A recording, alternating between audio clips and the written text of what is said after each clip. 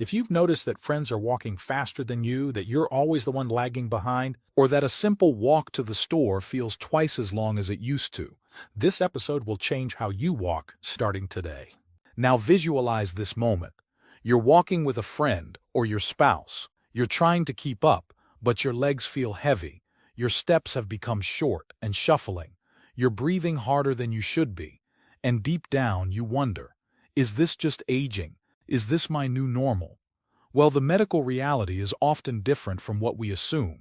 A landmark study published in 2019 by the Journal of the American Medical Association tracked over 34,000 seniors and found something remarkable.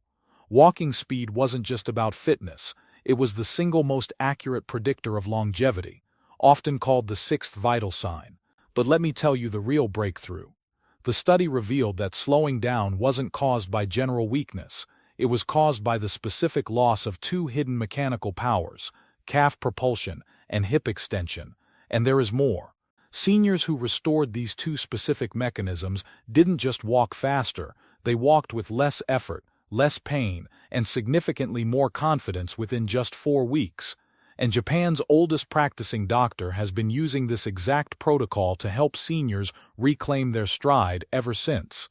So tonight, he's going to show you the same process. Welcome back to the Senior Health Podcast.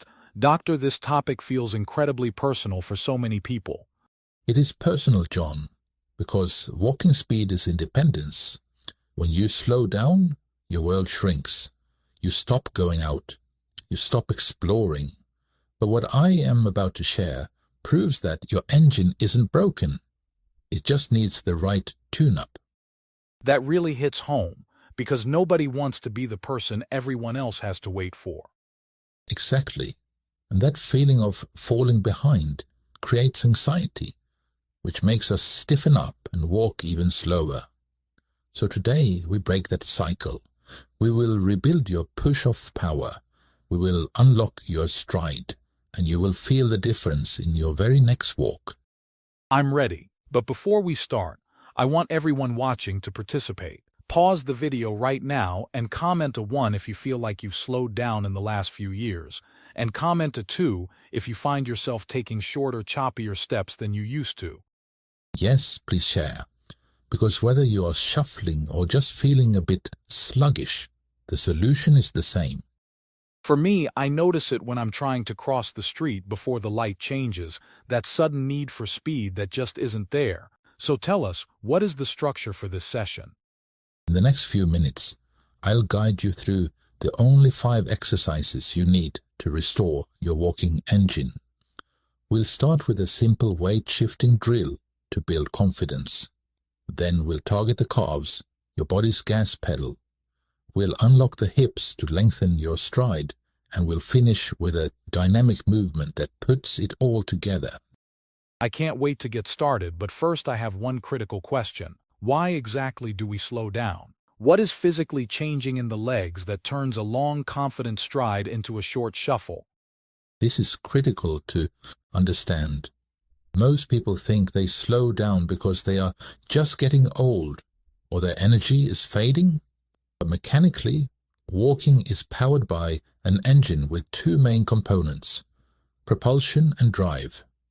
After 60, both parts of this engine begin to sputter. Propulsion and drive. What does that mean in terms of muscles? Propulsion comes from your calves. They are your gas pedal. Every time you push off your toes, your calf muscle fires to shoot you forward. When calves weaken, you lose that pop in your step. Drive comes from your glutes, your hip extensors. They pull your leg back and propel your body over it. So if either of those weakens, the engine loses power. Exactly. But there is another enemy, sitting. Years of sitting tightens the hips, stealing the 10 degrees of extension we need to take a long stride. When you can't extend your hip back, you can't take a long step forward, so you start taking short, choppy, shuffling steps. Your gait becomes inefficient, tiring, and slow. It makes sense. We're working harder to cover less ground. Precisely. You are driving a car with a parking brake on and a weak engine. But here's the good news. The engine is not broken, it is just deconditioned, and we can rebuild it starting right now. I love that idea, rebuilding the engine. So let's dive in. Where do we start? Before we build power, we must master weight shifting. Many seniors walk slowly because they are afraid to fully transfer weight onto one leg. They hesitate. They stay in the double support phase of walking too long, where both feet are on the ground, because it feels safer. But fast walking requires trusting one leg at a time. So this first exercise fixes that hesitation. Exactly. So start by standing comfortably, holding a chair or countertop for support if needed. Start by simply lifting one heel off the ground, then the other. Alternate back and forth like you are pedaling a bicycle. Keep your toes on the floor for now. This wakes up the ankles and starts the rhythm. It teaches the brain that shifting weight is safe. It feels like a warm-up, but I can see how it prepares the balance. It does. Once that feels rhythmic and safe, progress to a small march. Actually lift your foot an inch or two off the ground. Shift weight left, lift right. Shift weight right, lift left. We are training your brain to trust each leg individually. As you get comfortable, try to make the rhythm faster. And there's a way to test our speed here? Yes, I want everyone to set a timer for 30 seconds, or count with us. Count how many marches you can do in 30 seconds. Go as fast as you safely can while maintaining control. This is your baseline. I'm trying it now. It gets the heart rate up a little. Good. Let's look at some targets. If you are between 60 and 70, aim for about 20 to 25 steps in 30 seconds. If you are over 70, 15 to 20 steps is a solid goal. If you can hit 40 steps in 60 seconds, your weight shifting is excellent. This speed directly translates to how quickly you can move your feet when walking outside. If you struggle to hit these numbers, practice this daily. Your nervous system will learn the speed. Everyone, pause the video if you need to, do the test, and write down your number in the comments. We'll compare it later. Now let's move to the next exercise, which serves as our gas pedal, right? Yes, this next exercise restores the pop in your step. We are going to strengthen the calves directly. When you watch a young person walk, you see a strong push-off from the toes. When you watch a frail senior walk, they lift the foot flat. That loss of push-off is loss of calf strength. Without it, you are dragging your body forward rather than propelling it. And there's actually research backing this up, isn't there? Yes, there always is.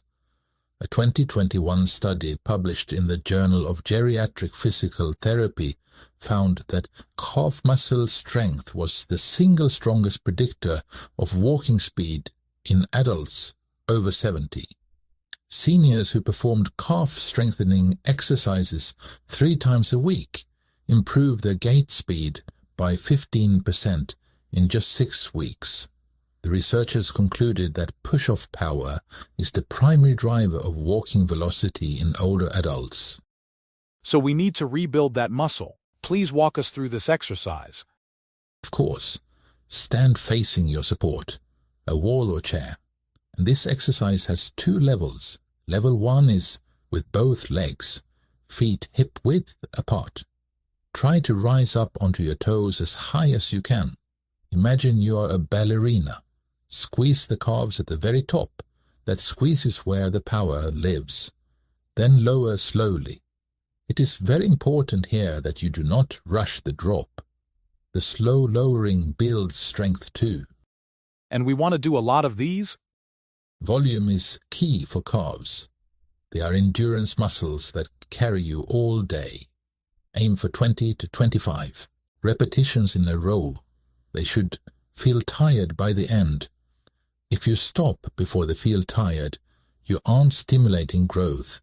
And if you can do 25 easily and feel nothing, you are ready for level 2, which is the single leg heel raise. That sounds much harder. It is, but it is the true power builder. Lift one foot off the ground, hooking it behind the other ankle if that helps balance. Then push up onto the toes of the standing leg. This mimics the exact moment in walking when one leg has to propel your entire body weight forward. Even 5 of these is a victory. It builds incredible strength. I can feel the burn just thinking about it. Good. That burn is your propulsion returning. Do these daily, and you will feel that gas pedal response when you walk. You won't have to think about walking faster. Your legs will simply have the power to do it. But propulsion is only half the engine. Now we need the drive. Right, everyone stay with us. This is going to be fun. Next exercise wakes up the glutes, the muscles that have been asleep from sitting. Most seniors have tight hip flexors in the front and weak glutes in the back. This combination destroys stride length. When your hip can't extend back, your step is cut short. You end up shuffling. So let's look at how we do it. Stand tall, holding your support with both hands. This is critical. Keep your posture perfectly upright. Why is the upright posture so important? Because we are going to move the leg backward. If you lean forward, you are cheating. I tell my patients, put one hand on your lower back. As you move your leg back, your lower back should not move or arch. If it does, you are using your spine, not your hip. We want the movement to come purely from the hip joint. Got it. Hand on back to monitor. Exactly. Now, keep your leg straight and push it directly behind you. It will be a small movement, maybe only a few inches. Squeeze your buttock at the end of the movement. Imagine you are squeezing a pencil between your cheeks. Hold that squeeze for a second. It really is a small movement. It is. We only naturally have about 10 degrees of extension. But reclaiming those 10 degrees is the difference between a shuffle and a stride. When you have this extension, your leg can reach further back.